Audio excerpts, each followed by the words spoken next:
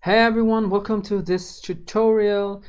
In this tutorial, we'll be creating a very simple game in Godot, and this game's gonna be, let me just show you that. It's a builder type of game, so it will just go ahead and from left to right and left to right. And if you see this asset is I just created it in Microsoft Paint, so you guys also can go ahead and create it because you guys know I create these types of assets in Microsoft Paint. And if you want to see how to create assets, now if this thing drop, then our game will restart. Okay, so we have to stack all of these blocks over here vertically, then we will win the game.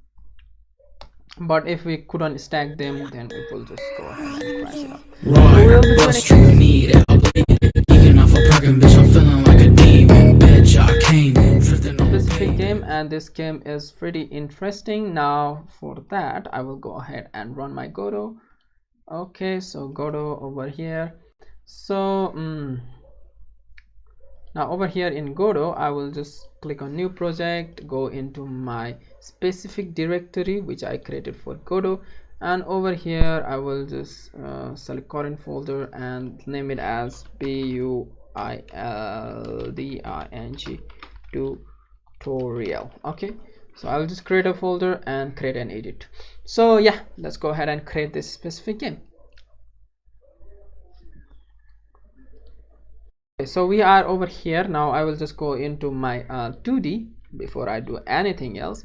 Now we obviously need that specific what do we call asset, which I made it in on PNG. So I will just go ahead and drop it, and that's core.png.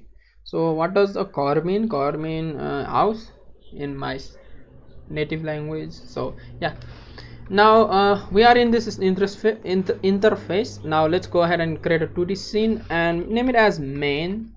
So it's a main scene, and I will just save it in my directory. Now as you can see, we have main scene right over here. Now likewise that we also need a building scene. So building scene, we will be using rigid body 2D, rigid body, and that should be 2D, and rigid body 2D, and I will just name it as building. Okay, so I just renamed it as building. Now it's building, obviously, as you can see right over here. Now if I click here on plus, I have to actually add a sprite.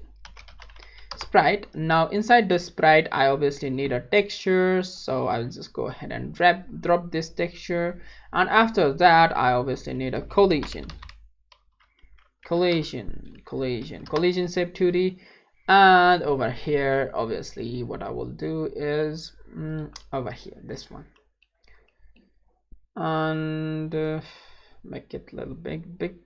Okay, so I will just cover that specific box with my collision thing, and what I will do is I will lock its children's, and I will just put it in the middle. So if I run this specific scene, which is our unsaved scene, so which is our player building scene, so if I run it now, as you guys can see, this is moving down. Let me just pause it and show you guys again. So okay, that's gone. I thought I actually stopped it, but that's gone. But that was moving down. Yeah, I hope you guys see that was actually moving downwards in down direction. So why it was moving downwards? Because we are using the rigid body type. So going into in depth about rigid body type, let me just go ahead and show you guys. So over here in mode, if you see in mode, we have something known as rigid. Okay, so it's a rigid type. So when what does a rigid body means? It will have mass, it will have weight, it will have gravity, it will have physics materials, it will have lots of things inside it. So these are the property of rigid body 2D. So it will be having all of those. So we don't actually want it to go down as soon as our game starts. So what we can do over here is I will just rob all of these things. Now what we can actually do is we can change this mode into something like kinematic. So what is the advantage of kinematic is it won't be affected by gravity as long as you specify on code. So you can click over here and go into character, not character, kinematic. Now if you run this specific scene, then obviously as you can see, it's right over there. Okay, so it's right over there. Now what we actually want to do is whenever we click this thing, it should fall down. So what we can do is whenever I click this thing, click on screen, then it should go ahead and change it into something like rigid. Okay, it need to go ahead and change it into rigid, and it should start fall down. Okay, so that's what I actually wanted to do. So to change this thing in my script, I obviously need to attach a script in my building. So I will go ahead and attach it, and this should be an empty script now. Okay, so here it is. So as soon as now I will be using something like a FENC physics process delta, and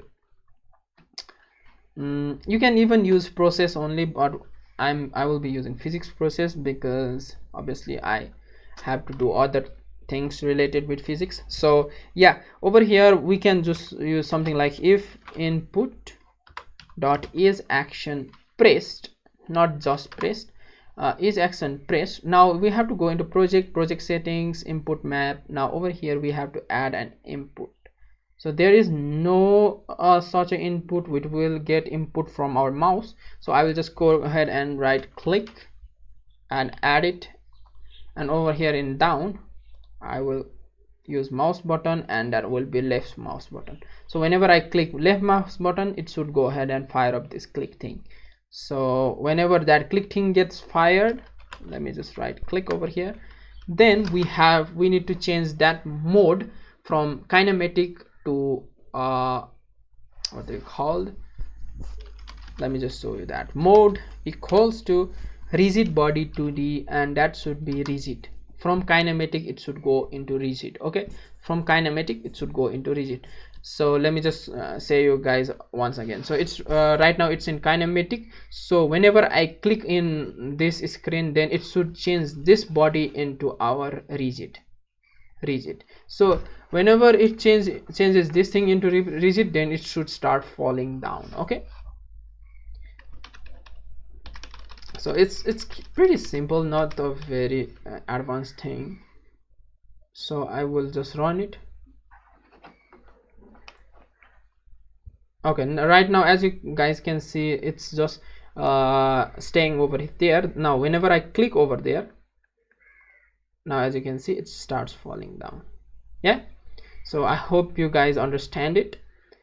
Now let me just close this thing. Okay,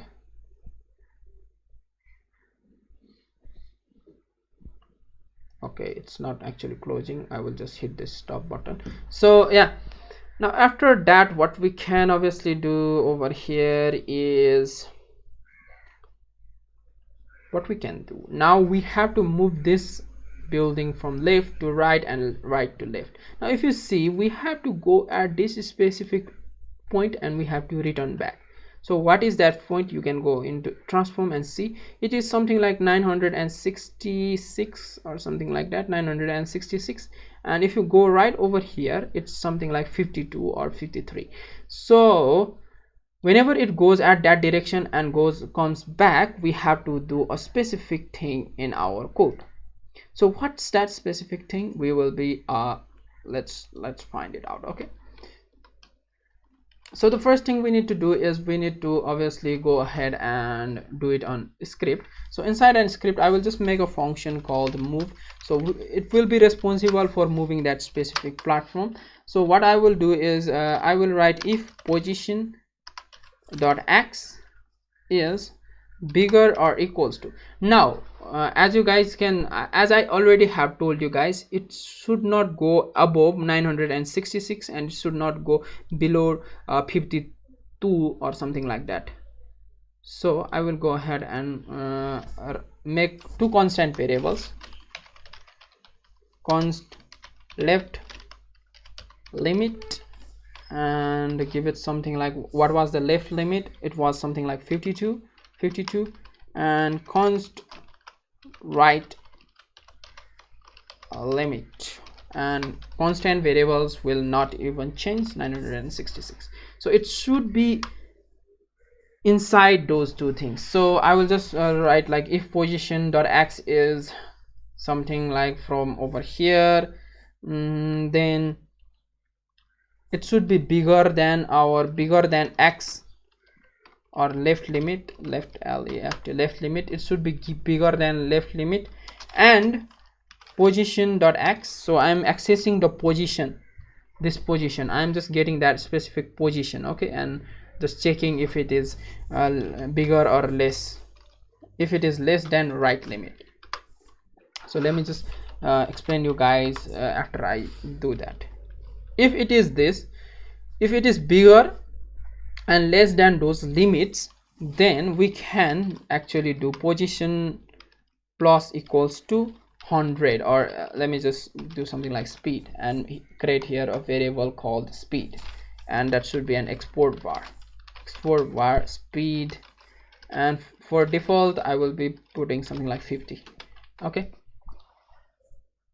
position dot x, because we want to move it in x direction.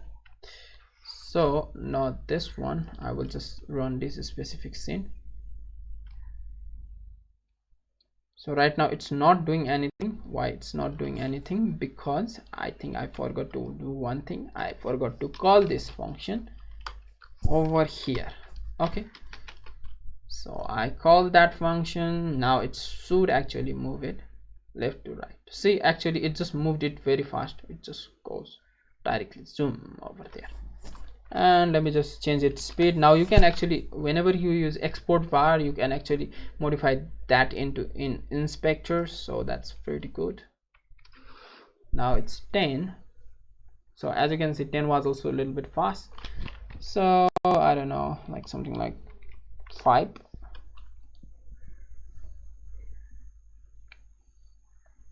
Okay, as you can see guys, that just moved right over there. Now it didn't go through that thing. Okay, it didn't go through that thing. Now we have to check another condition over here. Now I will just put it at minus, because it should go into this direction, okay, this direction. So I am using minus, and now let's see, not this one, this. Okay, so it should go into that direction. See, it just goes into that direction and stop at that specific point. Now whenever it reaches at that point, it should go into that direction, it should go into its opposite direction. Okay, opposite direction. So it should do those specific things. So let me just show you how we can achieve that. So the first thing is, I will go ahead and make a variable var, and that will be go back var, and this should be something like false for default. And over here we will check if go back if go back is true, then position dot x should be minus equals to speed. So whenever I do that, minus equals to speed, then whenever that go back gets triggered, then it should go back. Else if that go back is false, that go back boolean variable which we created over here, then it should go into its positive direction. So if go back is false, right now go back is false, so I have actually assigned the go back as false. Now if you guys see this over here, then it goes right over there and stop. Now if I put that go back as something like true, true, then if I run it, then it just goes back, and that's how those variable works. So we have to actually modify these variables inside our script. Okay, so I will for by default we will just put it as false.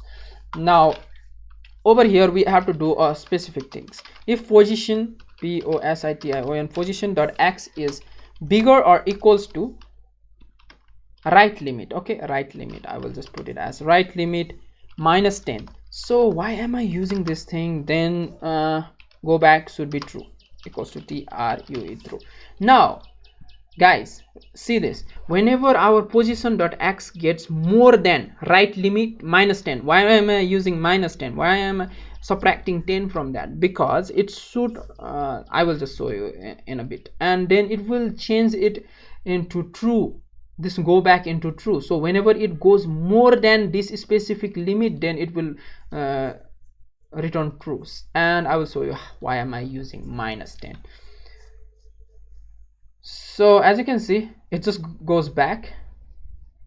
Now why I was using -10 over there, because 966 is right over here, 966 is right over there, so it won't go above 966. Remember that we have already coded that it won't go above 966, so I just subtracted it by 10, so it will come over something like over here, and it will be something like 956. So if it goes up to 966, it should be less, this value will be less than this value. Yeah, remember that this value will be less than this value will be less than this specific value. So it will happen like that, and whenever this thing will be triggered, then it should, that go back variable should be true, and it should go back. So that's why I was using -10. Okay, -10, and for this position I have to use +10. Okay, +10.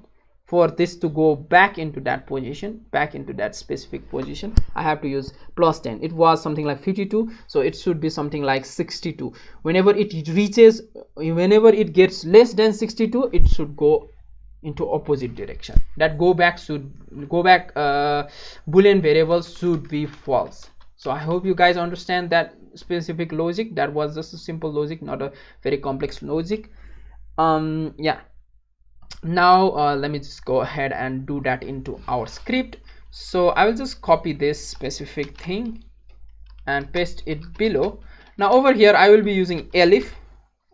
Elif is if this is false, then this will be get executed. Now if you guys don't know what does this all thing means, then you can go ahead and watch my beginner's crash course for Godot, and you can just come into this video after that. Okay, so if go back equals to true, now it should be false if it crosses that left limit. Okay, left limit, and this should be +10 as I have already mentioned, and this value should be less than. Okay, so if it is less than that specific value, then it should do that specific thing.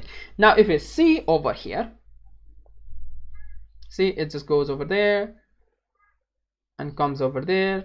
Now it's just moving back and forth, and whenever you click, then it starts falling down. So it's falling very slowly, as you can see, it's falling very slowly. So you can actually go ahead and increase its gravity scale to something like 5 maybe.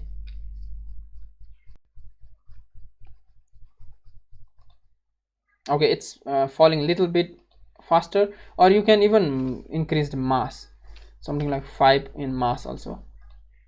Okay, where did it go? And this weight will be modified by itself, don't mess with my weight.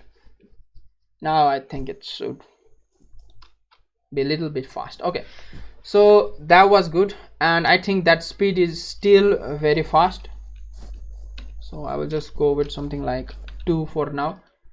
And let's see, it's moving left and right, fast. Okay, so okay, now it's working fine.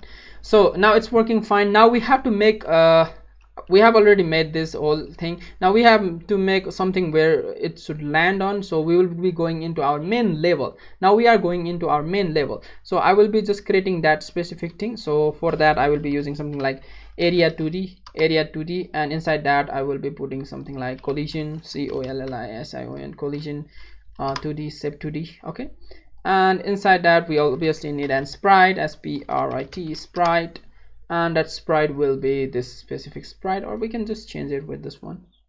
I will just drag and drop that icon over there. And collision, I will set collision later. Now I will just lock its child because I don't want it to move all of the things, and I will put it over here. Now over here I will go ahead and make it collision, which will be something like this one, and I hope you guys can see that collision. If you can, then just move it a little bit forward, and that collision is right over there. As you can see, it just created the collision. Now we have to stretch this thing, so I will just go into area 2d, and inside transform scale I will just move it something like 20, so now it is wide thing. Okay, so it's wide. Now we actually need to put a first block so it can land over there. Okay, So I have to put a first block. So I will just go ahead and make a first block and just name it something like dummy.block, dummy block, dummy block. Sorry, I actually should not do that. That will be something like that would be also like area 2D, not area 2D, static body 2D. Okay, static body 2D. So if you guys know what is static body 2D, I will just name it as dummy. It won't move, it won't be affected by gravity and things like that. So, and obviously I need a sprite. I will just go ahead and drop this thing right over here. Now collision is obviously needed, collision shape 2D, and this should also have its collision, which is a rectangle collision, and I will go ahead and make it over here.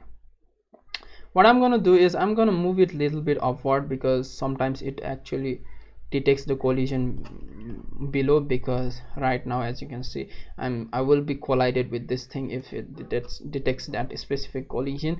So yeah, so I will go into dummy and attach all of its style and put it over here. You actually don't need this below thing also, this below sprite, so you can just, okay, not this one, the below sprite. So I will just go ahead and disappear this sprite for now. So whenever it falls down from this specific area, then it should go ahead and trigger that specific function. So if I run this, not the scene, sorry, this whole, so I have to select the main scene. Okay, this one is the main scene. So yeah, let's see. Right now, as you can see, it's right over here. Now if your ball passes, if your building passes through over here, then it will just go ahead and prompt that error. If you want to show that specific sprite, I think I should not show that specific sprite, so I just disappear that sprite because it should look a little bit nice. And as you can see right now, if I show that sprite, then there will be something like a ground. So you can actually create that ground, or you can just leave it like that. So now after you have done that, now we actually need to spawn that thing, spawn this thing. Okay, so to actually spawn that thing, we will be going into our script, and over here now a little bit interesting script comes over here. So we have to attach a script into our main, and I will just name it as main. That's good. Now let me just do this thing ready. Then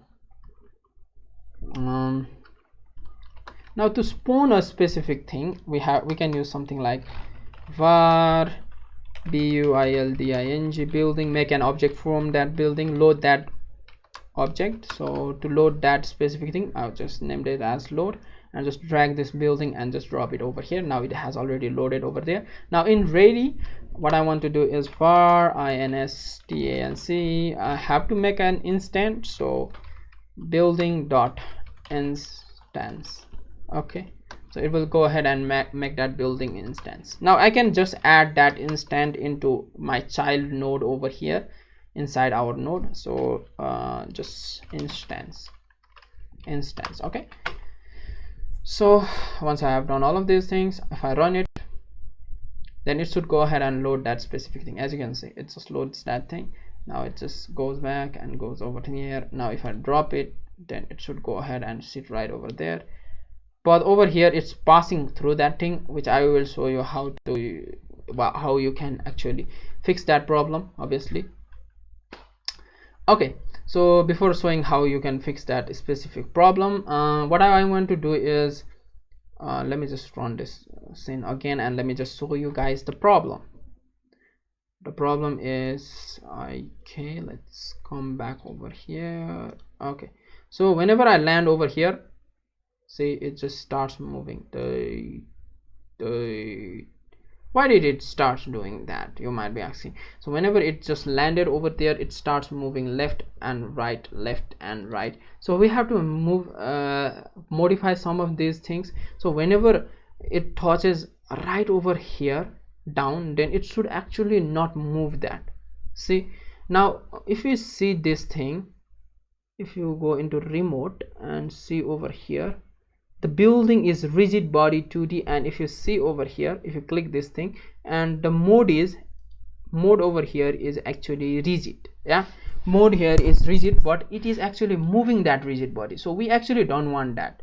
We actually don't want to move our rigid body. If it is kinematic body, so kinematic body is whenever let me just show you that kinematic body.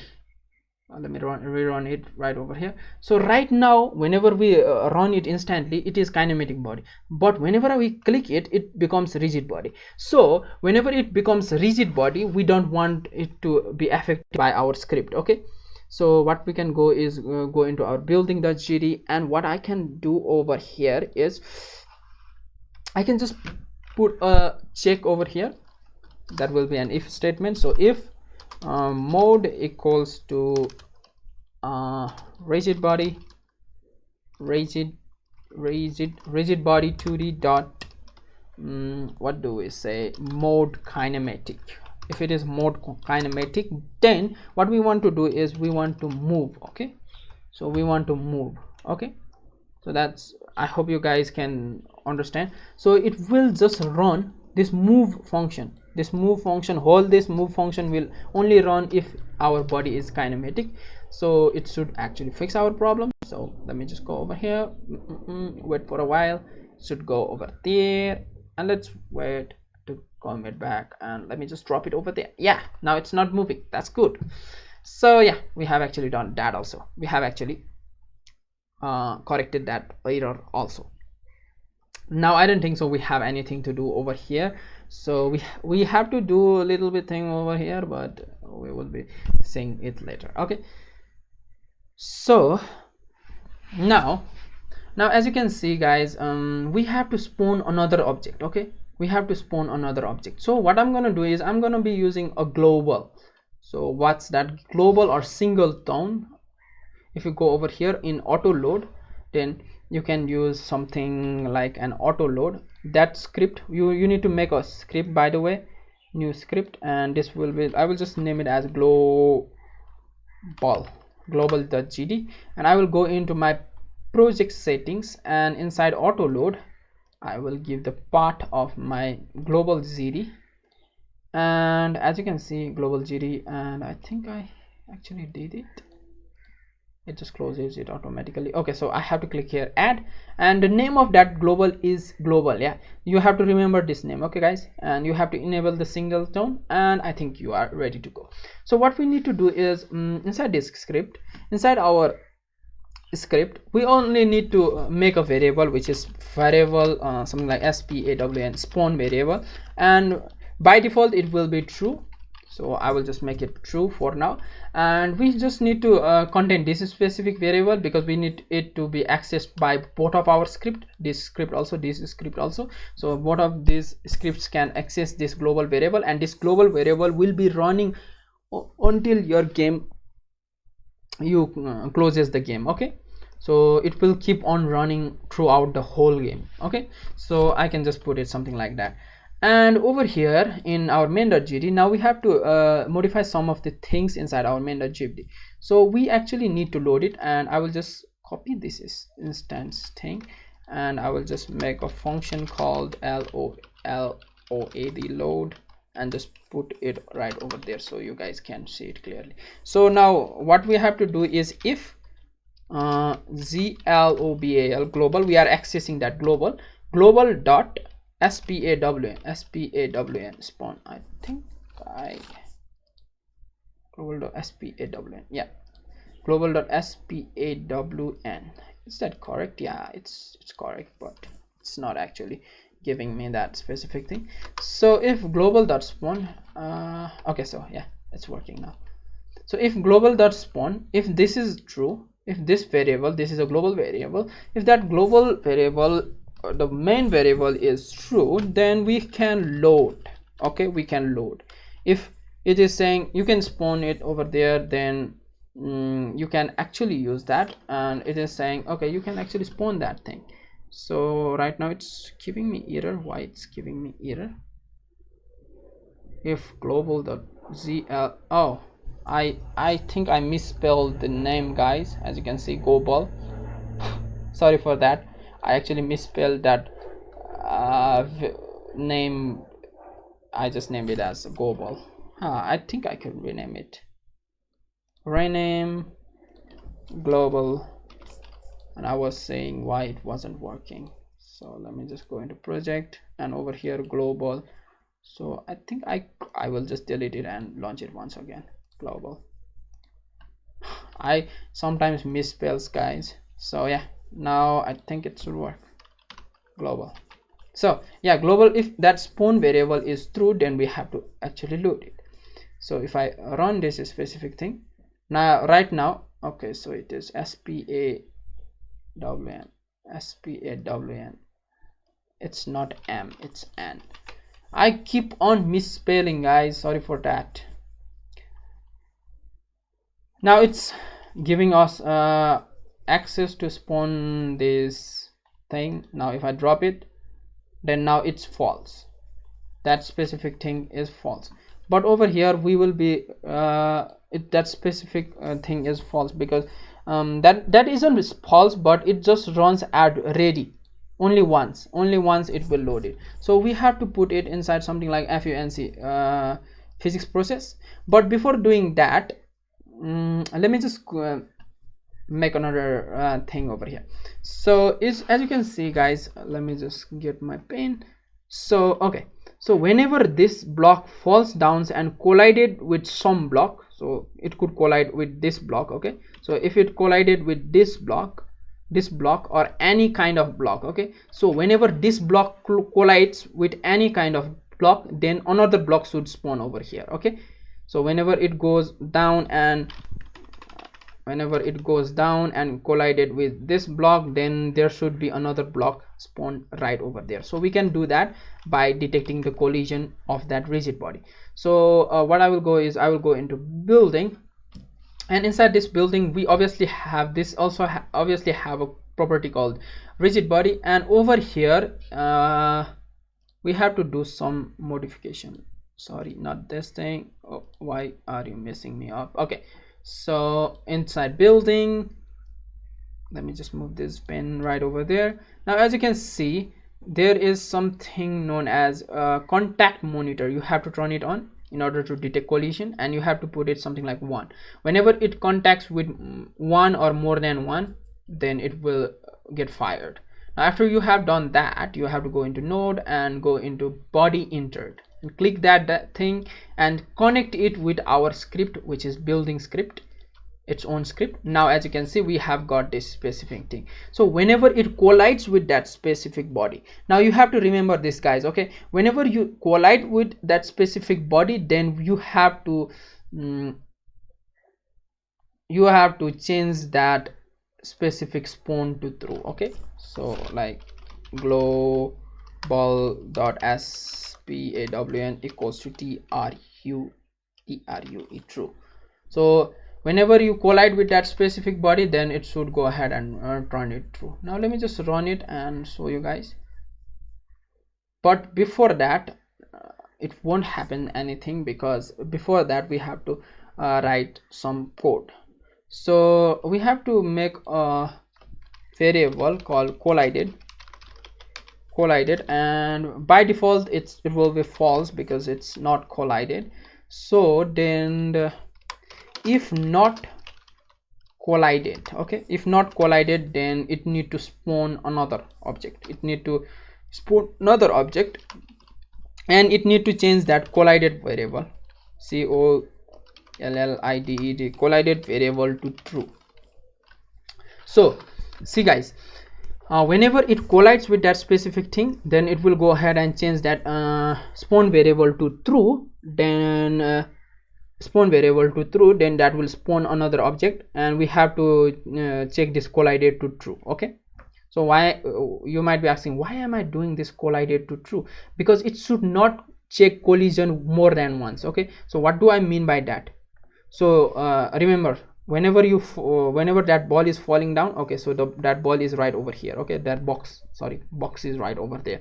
Now whenever that box is right over there, it's collided. Okay, it has already collided and done its thing. Now another ball is coming. Okay, another ball is coming and it just collided right over here. Now over here what will happen, this will also detect collision, this will also detect collision. So because this thing gets collided with this box, so this box will also get collision and this box will also get collision. So there will be multiple scripts running and there will be multiple collision happening. Okay, multiple spawning happening. So there it will spawn multiple boxes continuously because it just uses that script for multiple times. We don't want it to use multiple times, so we just want it to use one time. So I just made a variable called collided. So whenever that collided variable is true, then it should not spawn anything. Okay, it will detect collision but it won't be spawning. This thing will not spawn anymore. This thing will be not responsible for spawning, this thing will be responsible. Now if another block comes over here, then that thing will be responsible for your spawning. Okay, okay, so I hope I just give you a very big lecture. Please don't feel bad, sorry, please don't feel sad. Now we have to go into our main.gd and over here okay, so inside our ready we will be making it inside our process. Okay, process or physics process. So I just put it inside process, so it just keeps on spawning things. Now if you try to run it, then it will just do a very weird thing, that is it will keep on spawning a lot of boxes. Yeah, it just feels a little bit interesting also. Okay, so now we have to go ahead and modify those inside our, what do you call, our script. Now what I will go ahead and do is I will go over here and right now it's the spawn is at true, but we need to find a way to make that spawn also false, because whenever it already loaded, so let me just show you guys again. So whenever this box is loaded, we don't want to spawn another box. Okay, we don't want to spawn another box. So whenever that box is loaded, then we will just make our global dot spawn equals to false. So whenever it collides with that specific thing, then the global dot spawn will be false. So as you can see, this is moving right over there, over here, and if I spawn it, boop, as you can see another thing is spawned and both of those are gone. Now nothing is being spawned, because you might be asking why nothing is spawned, because it didn't touch with another box.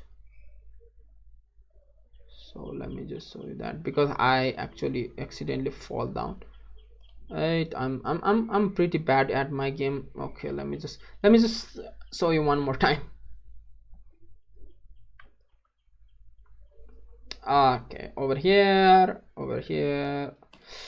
now it should work now. Oh yeah, now as you can see it just keeps on spawning whenever I reach over there. Okay, so because it has the property of rigid body, you don't have to code each and everything.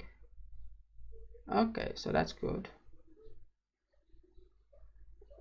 Now if I put over here, see it just keeps on spawning again a lot of boxes. So we want to, whenever it reach at this certain point, we want it to stop spawning. Okay, so to do that, we can just go ahead and see which point we want to stop spawning. So over here the position is somewhere around, we have to measure the y-axis, this y-axis, so it's somewhere around what's that, somewhere around 150. Okay, so it's like 155, as you can see right over here, 150. Okay, 150. At the position of 150 we need to stop spawning. So we will be going into our building script, and over here this is responsible for spawning. So we will be putting something like if position dot y is bigger than 150. Okay, if it is bigger than 150, then it should spawn. If it is less than 150, it should not spawn. So now it should fix that problem instantly. It won't be having that problem again. Right now it just moved a little bit down. I don't want that. I will just put it over here. Okay, quick.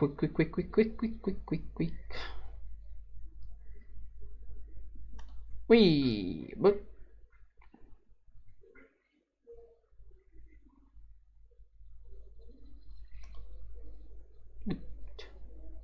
oh, that was quick save, guys. I thought I just actually died over there. Oh, that was good. Now at this last spawn, it should not actually spawn any boxes. See, the spawning actually stopped right over there because I actually created my building and I actually won the game.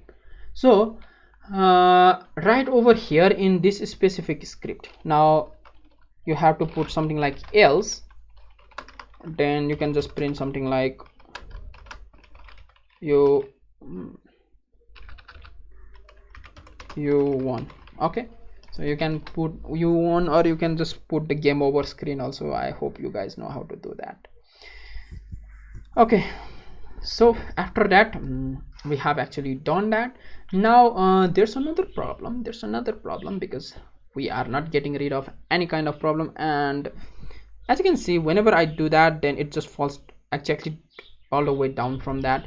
Then we can go into our sprite, or not, over here in area 2D, and just add a collision shape 2D inside our sprite. I'm doing it inside our sprite, and I will just disable that specific collision, or this one, so I can just create this specific collision. Okay, so if I run it, oh, okay, so it's actually giving me some kind of problem, because let me just see over here. Oh, it should be inside an what do we call static body 2D. So inside this one also you have to create something like static body 2D, and inside that static body 2D you have to put your sprite and your collision. Okay, collision is over here. Okay, so I think now it should not give that specific error.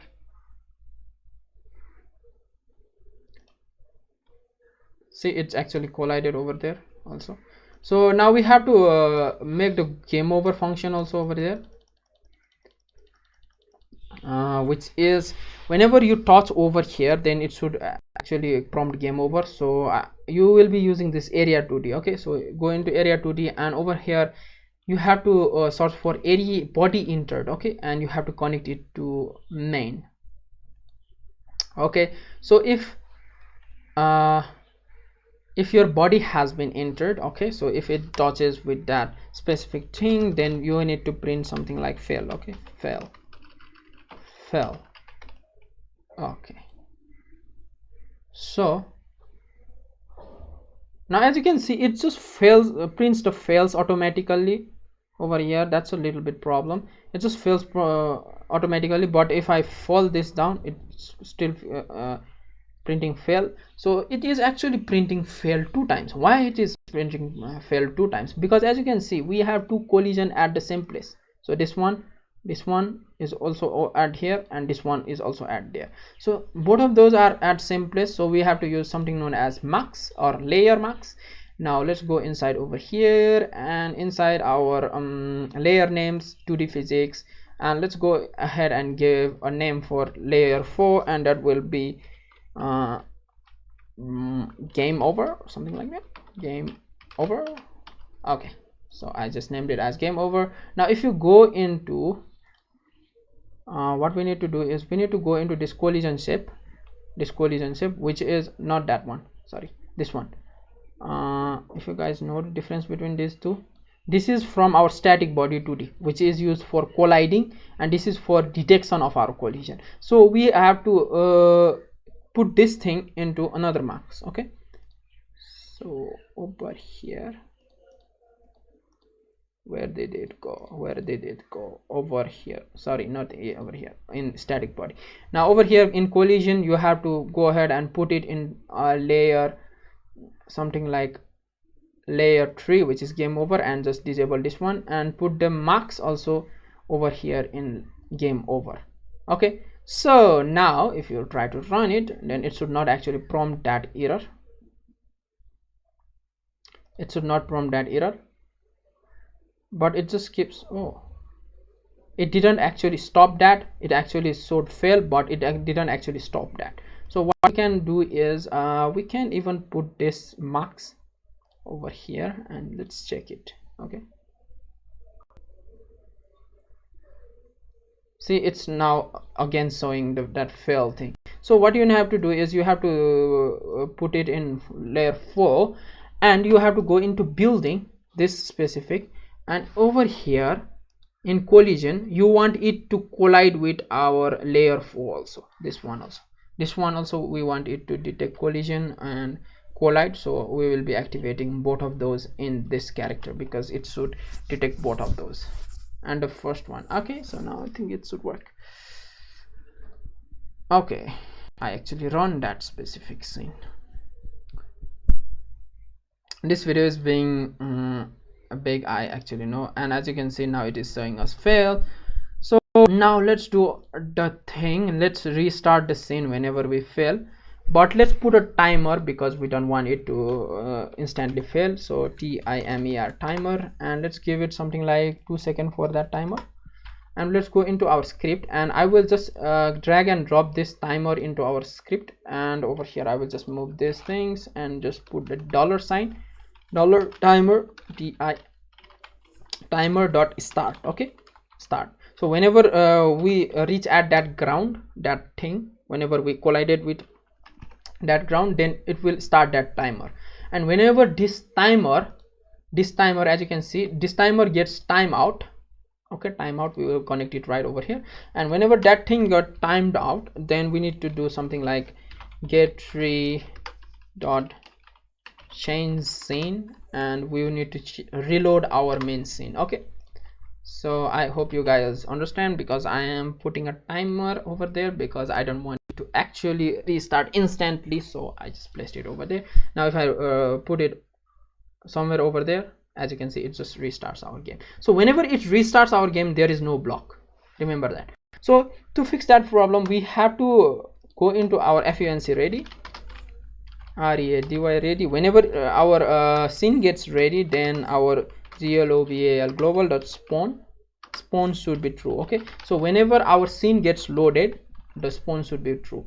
By default it was true, so it was working for first time, but for second time we need to make true it inside our ready, so it should work right now. And let me just show you that. Okay, so it should work that. Okay, let's see. Okay, see, it just actually spawned. Now we actually, as you can see, whenever I die, it just spawns right over there.